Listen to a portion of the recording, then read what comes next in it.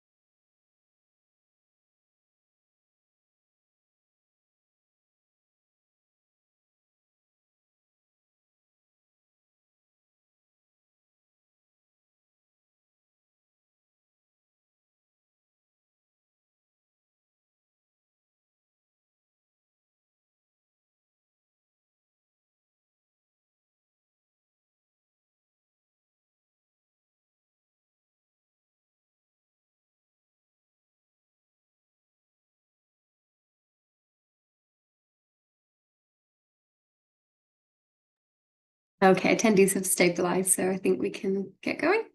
All right, so over to you, Kiara.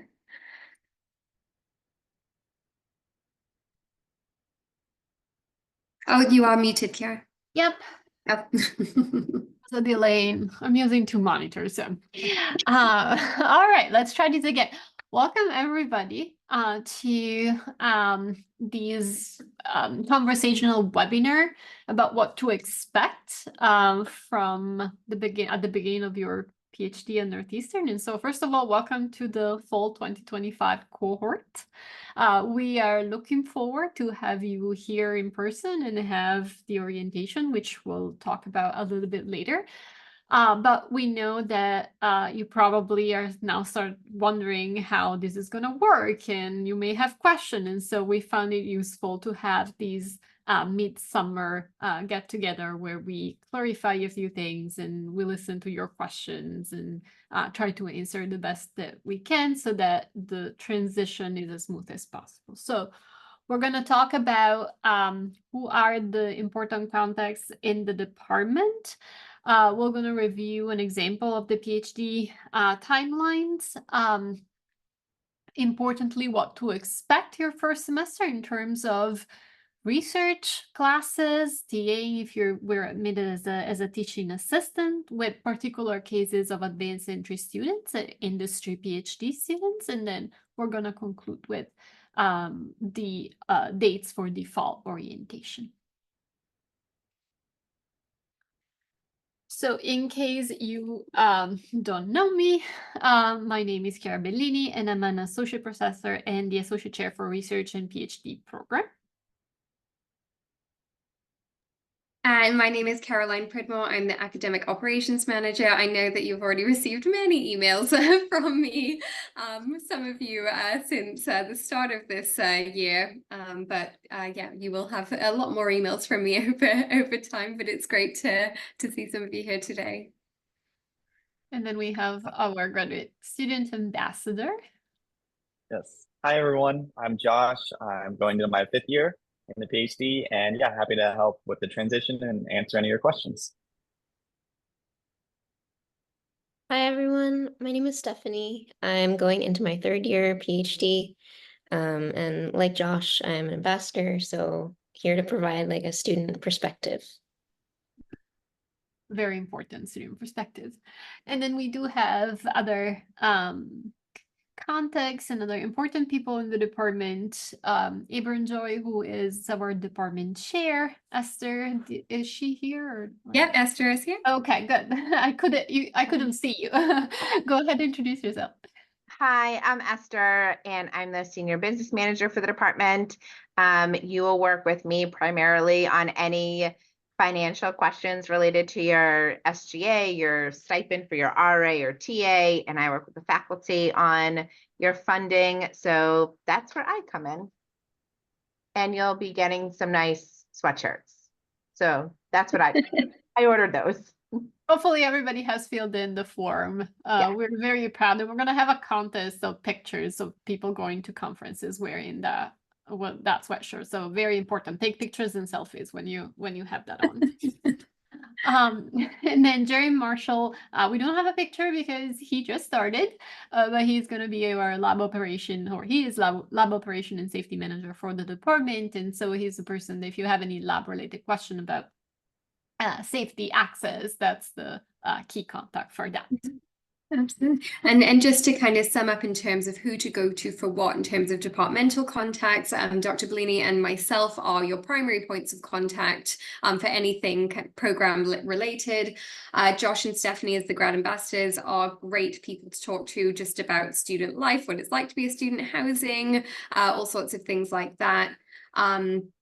And Esther is also available to answer your questions as well.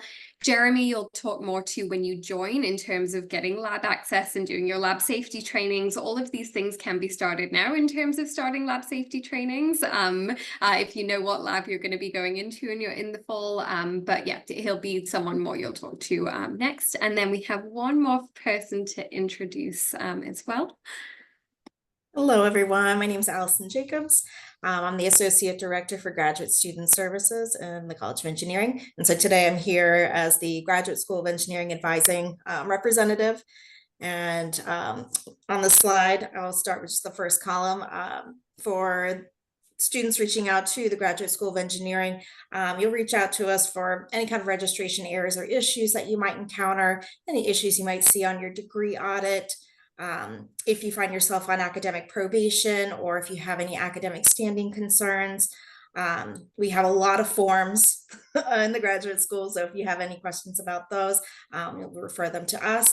And then just any general questions or concerns that might come up if you don't reach out to Caroline or someone in your department, you can always reach out to the graduate school. We're kind of like a one-stop shop. And if we aren't the correct people to answer your questions, we will refer you to the correct office. And also, I particularly work directly with Esther in the bioengineering department for SGAs and fellowship funding. So on the graduate side, on the graduate school side. Yeah, and Alice and her team are an excellent support, and they will always find an answer to your questions. So we're so delighted that they are here to support us and you. Absolutely. Yes, you can see this table, which this exists on the Graduate Student Services website, to give you an idea in terms of who to go to for what. But as you can see, like any of us really are on hand to answer your questions or direct you to the right person. So having an array of people you can reach out to is the first step. But this gives you a helpful guide in terms of who specifically is for what. So we do have things like petition forms and override forms and like your degree clearance and things like that, which the graduate school are responsible for and are able to access and help you see. And then we have these specific course questions, questions about like independent studies, and departmental forms like advisor declaration, the rotation forms that I sent out to you all who are rotating. Those things are happening at the department level. And then there are other things that involve other departments, so things like students' financial services, which you may be referred to if it's not just a specific departmental funding situation, or if you're an international student, the Office of Global Services is going to be your point of contact for anything visa related. If there's anything to do with I-20s or maintaining visa status or anything like that, late arrival, if you're an international student, OGS is the only place to go. They will give you the most accurate information. So definitely reach out to them if you have any questions on that. We do have a co-op at Northeastern. That's something Northeastern is very well known for. We work closely with our BioE co-op advisors, Max and Ali. For anyone who is interested in conducting a co-op on their program, that is a collaboration between the department, your research advisor, and the co-op office at the PhD level to find the right time and to connect you with the situation that's going to work for you. And the last thing here is the admissions office, who you have already had a lot of contact with up until getting to this point. But to field questions about your official transcript submission, I know I've had some questions about this already, where people have arranged for their official transcript to be sent from a previous institution to Northeastern. They are the office that handles that. And just a note that this is it's a very busy office that receives the transcripts. They are receiving transcripts for everybody in the entire university. So there may be a several month delay in you seeing that check mark that your official transcripts have been received. So don't worry if you arrange for your transcripts to be sent a couple of weeks ago and you're still getting those reminders, that's okay. If you're still getting those reminders when we get into the fall semester, reach out and let us know, either to the admissions inbox or to me, and I can redirect. But don't worry if you're still getting those notices at the moment. All right. All right, so every PhD is different, but this is an example PhD timeline. So now we're in the summer before your first year, and so it's a good time to start reaching out to faculty, and many of you have had already because we have received some of the TA allocation form already, which is fantastic. Then as soon as you get here, first thing to get into the lab is complete lab safety training. Note that for those who will be sitting in Isaac, which is pretty much all of you, you will need to complete safety training, even if you're a purely computational person that will never set foot into the wet lab space, because we do at least part of the safety training because of how the second floor, third and fourth and fifth and so on and so forth are configured in Isaac. There is direct access between the writing space and the lab. Fall and spring for those who were admitted as TA or fellowship will be for rotation. So you will be rotating in different labs. The goal is for you to find the best match, both research and personality-wise within the department. Note that you do not need to complete a second rotation. After your first rotation are all set, it's great to join a lab after the first semester. We expect you to declare a advisor in summer of next year, so 2025, noting that it is mandatory per our graduate students handbook that you declare an advisor within 1 calendar year, so end of summer 2 of next year. Then year 2, that's where your first milestone is, which is to pass your, or to take your qualifying exam. After the qual exam, after you successfully complete your qual exam, you become a PhD student candidate. So you can put that in your signature below your email. There is, in rare occasions, we do have students that do not pass at the first time, or they get a conditional pass, but you get the chance to retake it one more time, and it usually goes well. In summer of your year 2, then you form your PhD committee. These are the people that will be part of your path throughout completing your PhD dissertation defense. You're going to have a first meeting. We expect it to be in fall of year 3, but again, there can be adjustment based on your research timeline. It's usually not a linear process, so everybody's different. This is the meeting where you are going to defend your thesis proposal. So you're basically letting your committee member know what you're going to be working on for the next few years. And so this is going to be in the same format as your qual exam. And so really the way that we have designed this different milestone is to have a live document that you continuously update as your research progresses. So you don't get to the point where you're starting to write your dissertation thesis where a completely blank page. And then you're going to have a committee meeting every year up until the time that you're ready to defend, hopefully in year 5. The last committee meeting, it's what we call permission to write, meaning that you're going to sit down with your committee member and you're going to present what you've done so far and what it's left before you feel comfortable in defending your thesis. And they're going to give their blessing and hopefully defend within the summer of your 5th year. At this point, it might be nice to hear from Josh and Stephanie. to say, where are you on this timeline? Yeah, absolutely. So this is a very good thing that this timeline and all the other really useful things in our handbook. So I really recommend checking out the handbook and having that as reference. But personally, so I have gone through, the qualifying exam, formed my committee, proposed, and then in the process of scheduling my second committee meeting, and then hopefully next summer will be the dissertation events for me. Yay, go Josh. So this year I did my qualifying exam. And so this summer I'm thinking about who I want to be on my PhD committee. And then in the fall I'll be proposing my thesis. Yeah, very exciting. Yeah, that's great. Thanks for sharing your experience and thinking about that, Carolyn. So two things. First, what Josh mentioned, read the handbook. That is the bookmark the handbook on your web browser. If you have a question, the handbook will have the answer to it. So it's whenever you have a doubt, refer to that as your first source of information. We also have a Canvas page that Carolyn curates that has everything else you need to know. So there are so many resources that you can really take advantage of to make sure that you're on track.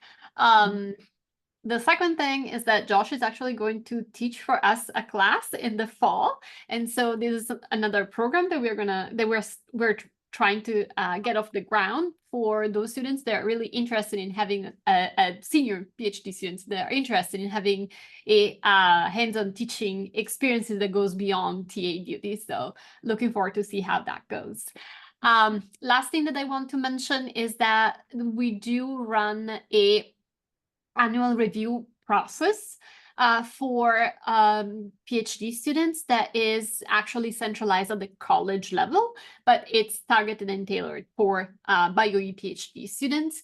And this is a very important checkpoint for us. And you should interpret it as a reflection. Sometimes we are in the mid of things and it's good to sit down and realize and reflect and realize how much you have done in the past year and how far along you are towards reaching your goals.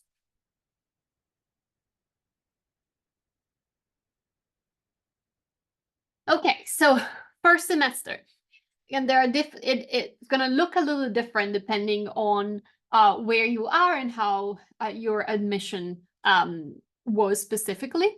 So for students that were admitted as teaching assistant, then you'll have a lab rotation where you're going to perform some research, you're going to take classes, and you're going to have to TA. So it's going to be a busy couple of semesters.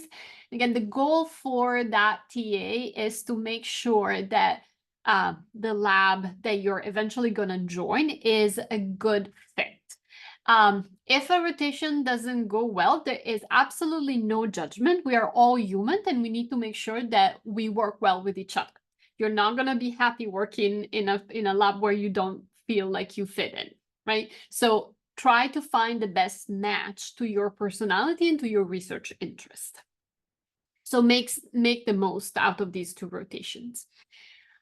Students that have been given a bioengineering fellowship or a COE fellowship, we have a few of those as well. You're going to take classes and also perform rotation or research in a rotation. And then those who were admitted as direct research assistant, you're not going to have the TA part or the rotation part. You're just going to jump right into the research of a specific lab, and of course takes classes. We are all aware that new things are scary sometimes and they may feel overwhelming. You're gonna switch from basically an academic life where your first goal was to take classes and pass your classes and learn as much as you can from your classes to a academic life where classes are not going to be your only focus. You're going to have to balance class and research and somehow make everything fit into your week. So we are all here to support you. We do not want you to feel overwhelmed, and chances are that if you feel overwhelmed, your classmates will also feel the same, and there will be other students that have gone through the exact same feelings throughout their PhD. So please reach out to all the people that are in this call, and we are here to support you, and we are like really going to try to help you make the best out of your PhD experience.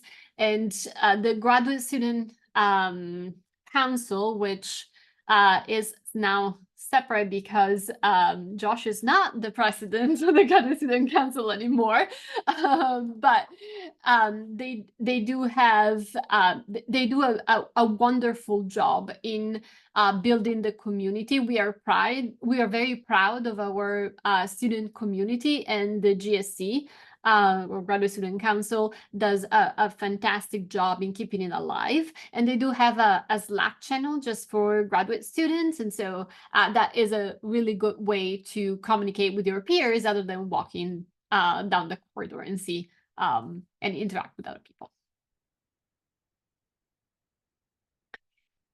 Okay, advanced entry students. So if you have earned a Master of Science or Master of Engineering degree in bioengineering or a closely related field, you're eligible for advanced entry status. We, meaning Caroline and I, have reviewed all the eligible candidates, and we have sent the information to the college. It may not be updated on your student's record yet. It takes some time for it to become effective, and so don't panic. We expect it to show up sometimes early fall.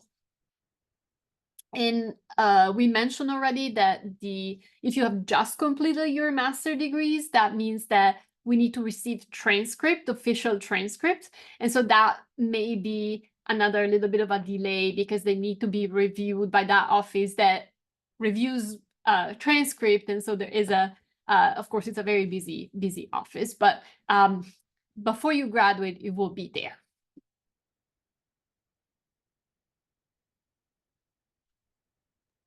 All right, so I'm going to talk a little bit about TA duties. So thank you so much, everybody who filled out the TA options form in the skills form. So the process with how this works is you fill out, well, we collect skills needed from our faculty teaching courses in terms of what they're looking for from their TA. We then send you all the form in terms of you being able to tell us what skills you have that align with what we're looking for. And then the process that we're going through now is we then make matches.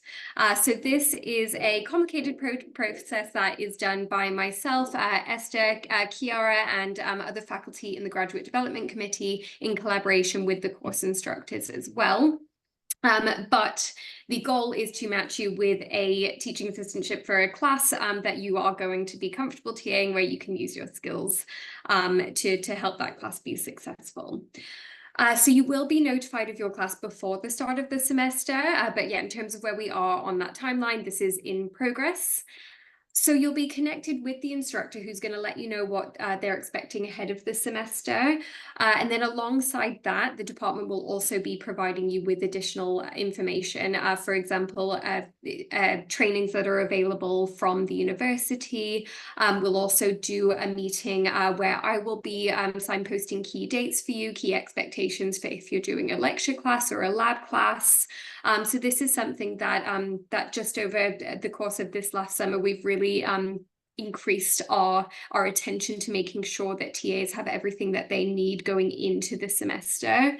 So you're going to have a lot of information up front. But then as you go through the semester, it's really important that you keep the department informed, or open communication with the instructor in terms of what it is you're being expected to do. If you're feeling like there's communication drops, that you bring people in to help to mitigate that. This is a professional development experience for you, and so we want you to get the most out of this opportunity.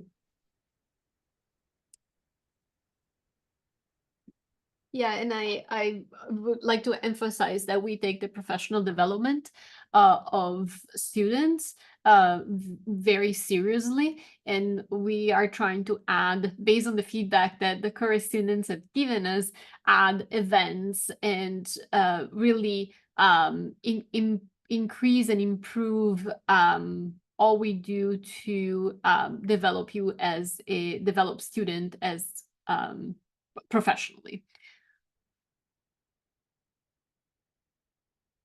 Okay, so lab rotations. I think this group is actually being very proactive in finding advisors and sending and compiling rotation forms and sending them to Caroline. So we are at a really good point for being the middle of the summer. But in case you haven't yet, now it is a really good time to reach out to faculty. If you're interested to rotate in their lab, you really do not need to give us the form back until you are here and you have done your orientation, but it really allows you to jump right in and start off at a good pace in September. We prefer you do your first rotation with a core bioengineering faculty member. So what does that mean is that we have bioengineering department has a set of faculty which you can find on our website. They're core faculty, they're core member of the department. But because we're the cool kids, everybody in the university wants to be affiliated with bioengineering. So there are faculty from other departments, not only within College of Engineering, but within also from other colleges that are affiliated with bioengineering. What that means is that they agree to do some service for the department in exchange for them to be able to mentor our awesome PhD students. And also these faculty can be found on our website. And so we are aware that we have a large cohort of incoming TAs, so we may be able to accommodate rotation with affiliated faculty, but your first pick should be a core bioengineering faculty member. So how do you do that? You make an appointment. If I were an incoming student, what I would do is go on the website, figure out what everybody in the department does, and then read some of the papers that faculty member, the lab, that lab has recently put out, and then ask for an appointment, and then go there informed and ready to discuss and with questions. Everybody likes to be flattered. And so when somebody comes and say, oh, I read these recent papers of your lab and it's super exciting and I have this question, the conversation will go very smoothly after that, I promise you. And then once you have confirmed your lab rotation, you just fill out the form and send it back to Caroline. There is going to be a, do we still have the end of rotation form at the end of the rotation? So there's advisor declaration. So the the feedback from the first rotations on the annual review now. Yeah. Okay, got it. Yep, and then after your second rotation, you just there is an advisor declaration form where you find your home and you let us know where it is.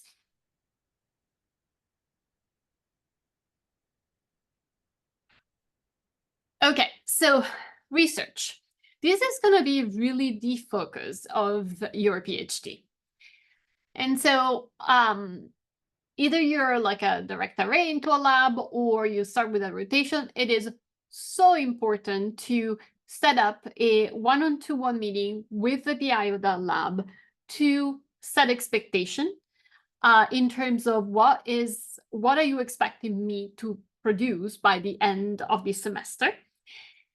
And so, but that's not all. good conversation topics are also how often are we going to meet, and how are my milestones split throughout the semester? How am I going to communicate with you throughout the semester? And this really depends on the faculty member and how the lab is organized. Some of us use or have one-on-one meeting every week with all the students. Some don't.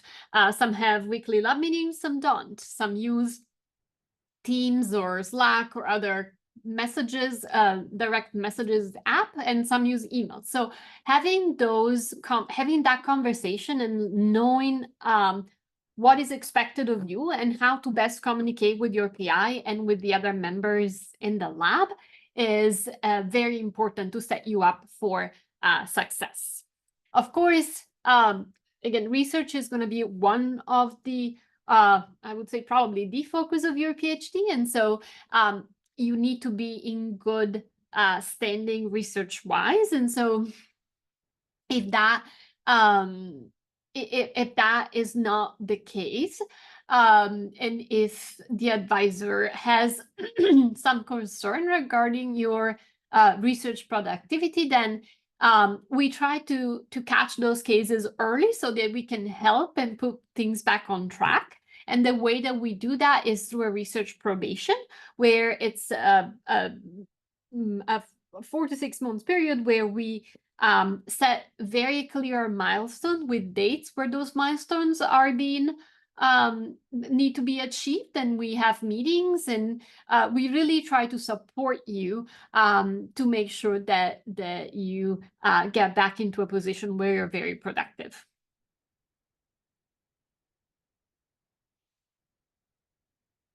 Okay, so that is part of the research in good standing in research, parts of how you can remain in the program. The other requirement is that you are in good academic standing with a GPA that's 3.0 or above. If that is not the case, then you may be placed in academic probation, which means that in the next classes you need to have good grades so that you can get out of the academic probation. This is very important, particularly for international students. To maintain a full-time student status, you need to enroll in 8 semester hour. So the first couple of years, it'll probably be, depending on whether you're advanced entry or not, but if you're not advanced entry, the first couple of years, those will be covered mostly by your classes that you're taking.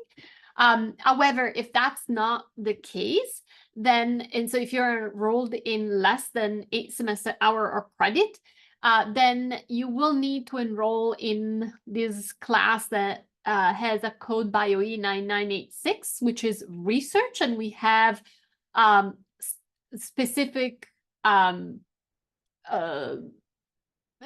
specific instances of this course for each of our faculty. So you have to pick the one that's for your advisor, and this is important because it's going to show up then when they are going to give you a passing grade. So it's important that it shows up in our banner. So pick your advisor. And then after you have achieved candidacy, so you have passed successfully your qual exam, then you're going to start enroll in dissertation courses, again, with your advisor. So how is the fall going to look like? One option is to sign up for BioE 6200, which is math methods in bioengineering, and then one elective.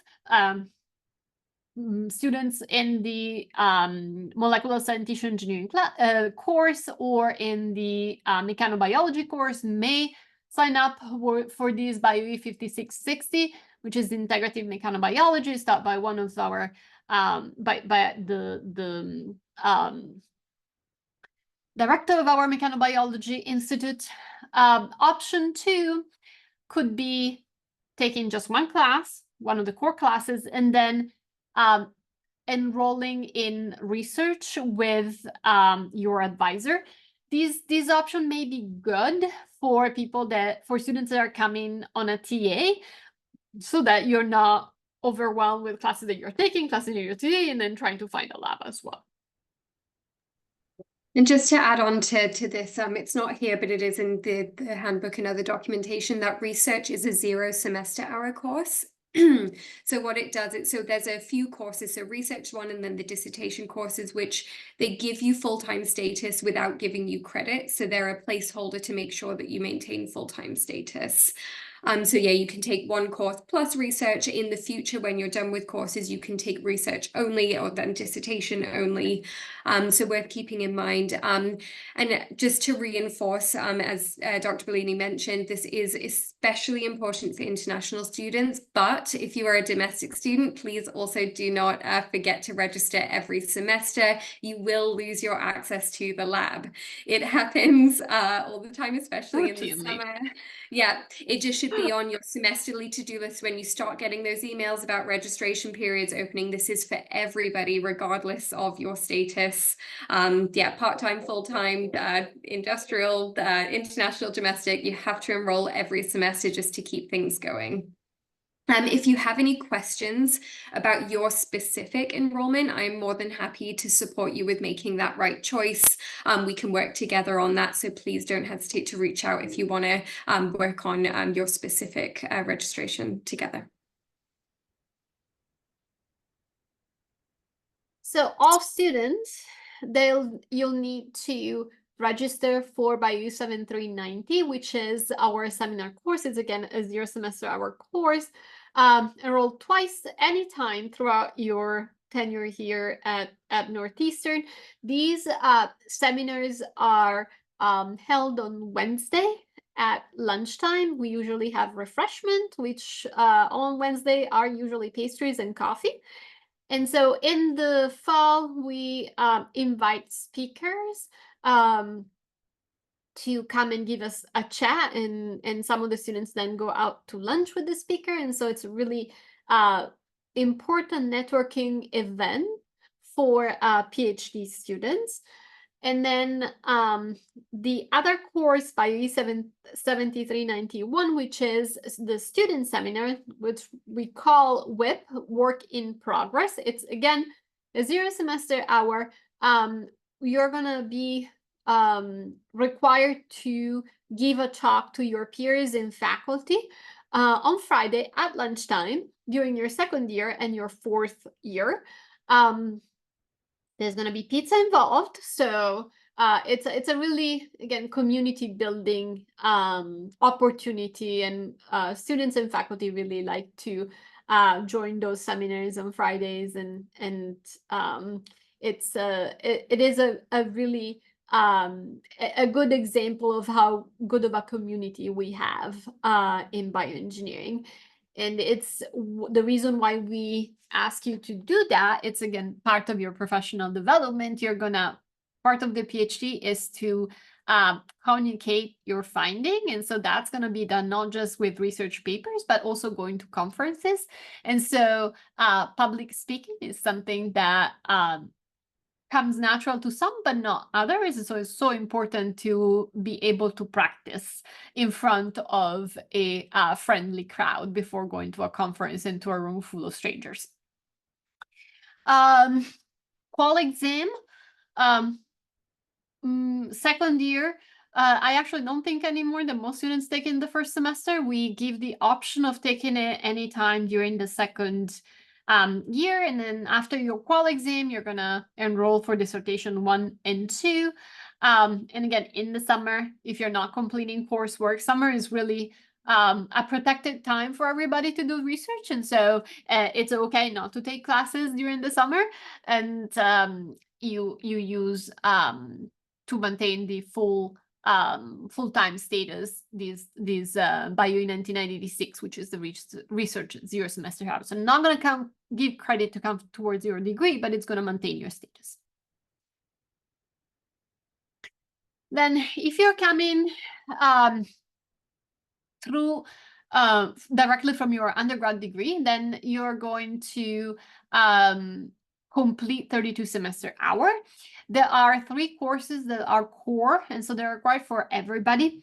Medical physiology bio 6100, that is offered both in fall and spring. So it gives a little bit of flexibility in terms of where to put it into your study plan.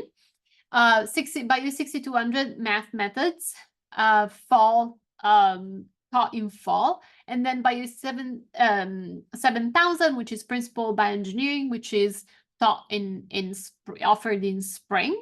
I know that name may sound a little obscure, but it's essentially a class that teaches you how to scientific communication mostly. So from how to make a good figure to how to write specific aim, how to write the review of a paper, how to write a paper, how to write a proposal, and things like that. So again, we recommend not to take 6100, 6200 both at the same time, especially if you're a TA. Those are heavy core courses. And so our recommendation is to have 6200 and an elective in the fall, and then 6100 and 7000 in the spring. But those are just recommendation. You make your plan as you wish. And I really encourage you to talk about which classes to take with your advisors. There are a few required classes, but really you should think about taking classes that interest you and that are going to be helpful for your research. So always have that perspective in mind. I'm going to take classes that are going to help me in my research. Electives are concentration dependent. You're going to take 12 unrestricted and 8 restricted elective. There is a large sheet with all the possible electives that we have approved.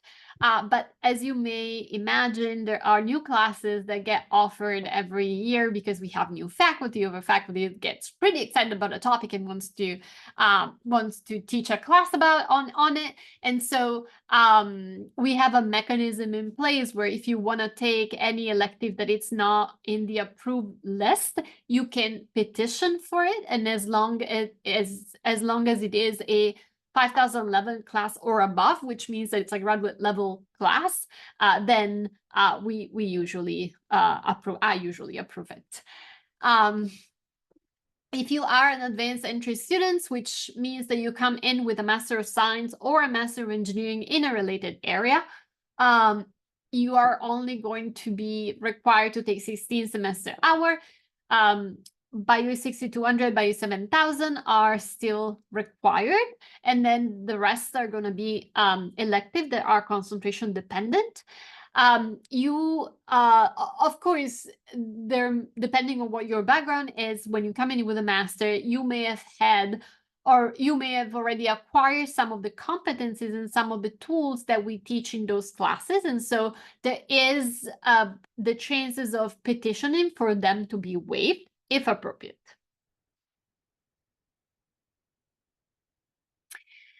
And so you can petition to waive these 3 core courses, but you need to provide proof that you have actually already acquired all the skills that are taught and developed in these courses. And so the way, again, maybe go back for 1 second just to clarify. Bio 7000 is grant writing, scientific communication. I would strongly discourage you from waiving this class or trying to waive this class. This is the class that is going to help you prepare for your quals and prepare for your proposal defense. As good as a writer you can be and a communicator you can be, or you are, practice always helps, especially when you're trying to communicate something new. The 6200 is the math methods in bioengineering. And so that covers graduate level ODEs, PDEs, linear algebra, other numerical methods, and Laplace transform. So some of you may have taken a graduate level course that covers these topics. And so the way that we do that is by you providing the syllabus and of the classes that you have taken that you think are equivalent. We do not make the decision. We pass that along to the instructor of the course, and those are the instructors are, which may not be the same person every year, they have the final decision on whether the classes that you have taken before are equivalent or not. And so if you can waive that requirement of not. And then medical physiology is really a quantitative physiology so physiology from an engineering perspective. And we think we like to consider that as an equivalent to a second year medical student. Yeah, I just mentioned this.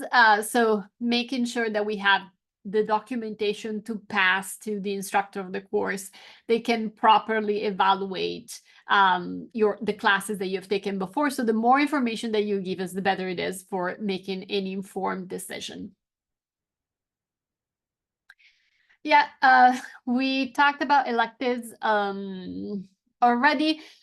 So we try to keep and maintain the list as up to date as possible. These are the restricted elective. The difference between restricted and unrestricted is that the restricted are usually courses that are taught by core faculty members in the department. And then the unrestricted instead are from pretty much every other within the college, but other departments or outside the college, because we realize that bioengineering is so interdisciplinary. So we have a good number of our students that want to take either computer science classes because they're interested in machine learning, or taking biology classes to expand their biology background. A good rule of thumb is if you are looking at any course with a BioE at the start of it, it will be approved as a restricted elective, even if it's not on the kind of original list. If it doesn't have a BioE, that probably is going to go in your unrestricted elective. Good rule of thumb. One thing that I'm going to mention here is also that College of Science, their courses are 3 semester hours, where our courses are 4 semester hours. That makes it a little bit more complicated, but we have a system in place to add on to a College of Science course that's 3 semester hours, either most likely an independent study with somebody within bioengineering that can give you the additional semester hour, and that can be considered like an extra project for that class. So it is still possible, but make sure that you are aware that when you take a College of Science course, you need to set up an independent study to make sure that you make up for that 1 semester hour credit that College of Science doesn't give. Okay, so fall 2024 orientation. You're not going to just get an orientation from us. There is going to be first the COE Graduate Student Service orientation, which is on August 27th, 12 to 2 in the Blackman Auditorium. Then there is a PhD network orientation on September 3rd in the morning, but they also give you lunch. And then finally, after the PhD network, we are going to meet you between 1:30 and 4:30 in Churchill Hall, and there is a Zoom option as well. Yeah. For those who yeah, go ahead. Yeah, I was going to say, those of you who are going to be in person September 3rd, it will be a full day of orientation where the PhD network will have you in the morning, we'll have you in the afternoon with lunch in the middle. In the afternoon, we will be providing coffee and cookies because obviously it's a long day, so we will have food. We will feed you. Yes, it's a good rule of thumb for most things in the department. There is food, there's swag, there's all sorts of things to give you that extra incentive. So just to finish up, just a few things which we mentioned the graduate handbook a lot. When I emailed you all a few weeks ago, you had a link to the graduate handbook, but if you need that resending, just reach out. Reminder for rotating students, if you haven't submitted that lab rotation allocation form and you do know who you're rotating with, please send it along. Obviously, if you're still having those conversations, you have plenty of time. There is a new student information page, which I had linked in that original email to you all as well. This is a really helpful page put together by Alison's teams in the graduate student services, which tells you about like housing, about billing. It's got the registration guidance that we put together. It's got basically frequently asked questions for basically everything that you need to know. So these are really handy links to go to. All right. We got to our Q&A. There were a couple of questions. A very good point of one of the attendee asking, if I get the BioE 6200 math methods waived, does that mean that my required number of credit decreases? Like, the answer is no, you're going to have to find a replacement class for that. But really good point. Thank you for bringing that up. And then Fabiana, where can we find the syllable for the restrictive elective? We do have, so in your catalog, there is the university catalog, there's going to be a short description of what the class is. But we do have a, and that's where it is, but we do collect all the syllabi. Yeah, so as a rule of thumb, so the course catalog here, this academic catalog, this is where this tells you, like, in the system, what is pre-set up for your degree, so what's required, etc. So this list, so you can see this big long list of all the BioEs. There's a little, there's an ME here, but this one's taught by Dr. Sandra Scheffelbein, who is a joint appointment faculty, so that counts as well. But when you click on these links, it tells you what the course is. So this should give you most of what you need to know. If you do want more information about a specific course, just reach out and we can provide you with a more detailed syllabus. But these course descriptions are pretty comprehensive in terms of telling you what to expect. And then when you scroll down to the electives, these are the unrestricted ones, and you can see how long this list is. So these, if they are on this course catalog, they are pre-approved. You don't need to submit a form. And then there's a tab for advanced entry as well for those of you who are eligible. And I'm also, yeah, sorry. If you still have questions, reaching out to the instructor is always a good option. Yes, absolutely. And we were talking about the bioengineering website and the faculty list. When you go to the Department of Bioengineering website and you go to faculty and staff directory, it takes you automatically to the tenured and tenure track faculty list. So say you want to reach out to Kiara, you can find her contact information, you can find out about her research and her publications and everything. So that's the process you go by.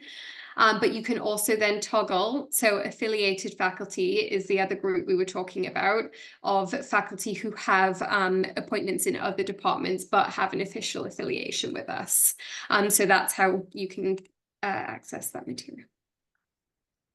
And there was another questions about Justin, if you are if you were admitted as an RA, you do not need to complete the advisor declaration form. Abram is your advisor, and that's it. So you're all set to go. Yep. Yeah, so the forms for rotation and advice declaration are just for people who are either on a fellowship or on a teaching assistantship. But if you have a director lab offer, then you are all set. Okay, so then there is a question about being primarily interested in a faculty member that's affiliated with bioengineering. And the rule of thumb is that we would like your first rotation to be with a core faculty member. However, we will review those requests on a case-by-case basis.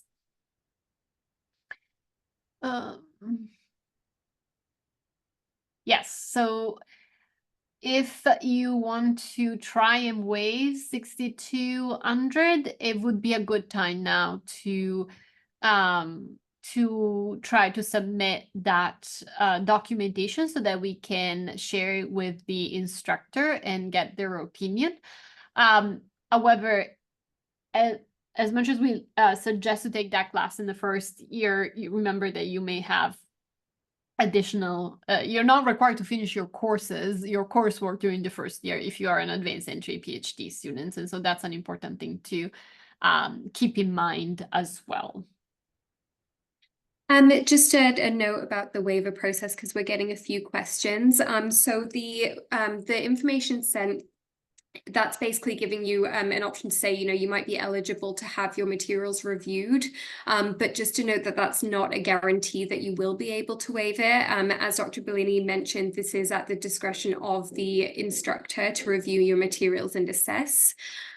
So if you have taken, first and second year undergraduate math courses, they're probably not going to be at the level that they need to be for this class. If you did take additional mathematical based courses in your junior, senior year, or as part of a graduate program, that's a good kind of way to assess if they're going to be at a good level.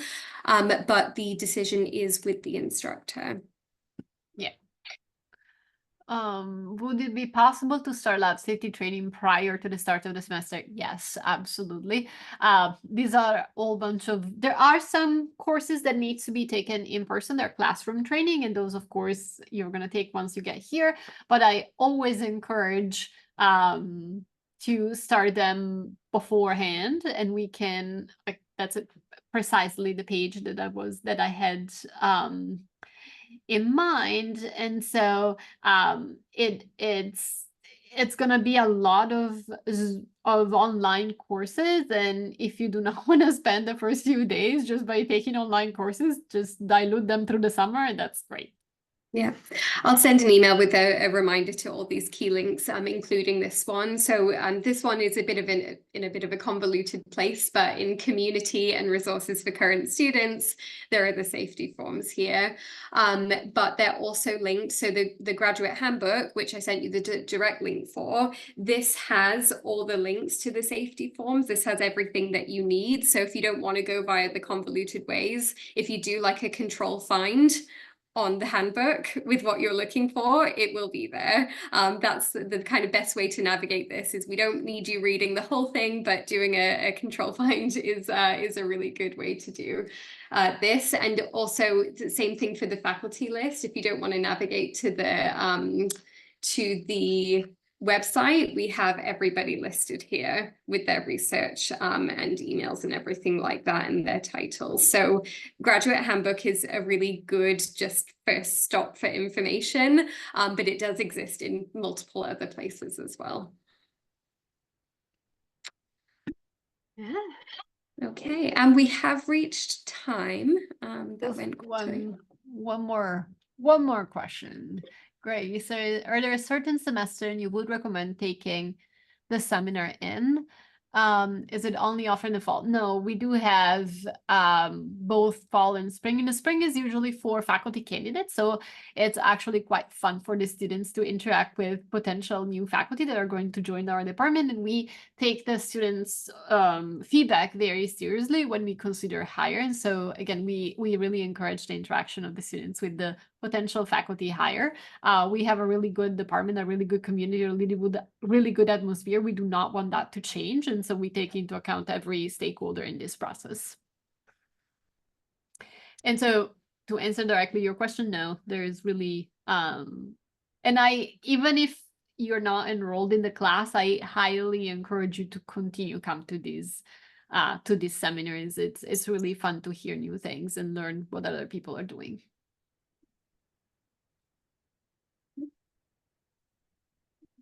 Okay. Yeah. Well, thank you everybody for coming. Thank you for your time today. And we will be in communication via email. We'll see you in the fall for orientation. Yeah. Thank you. It was great to see Thank you and you. looking forward to meeting you.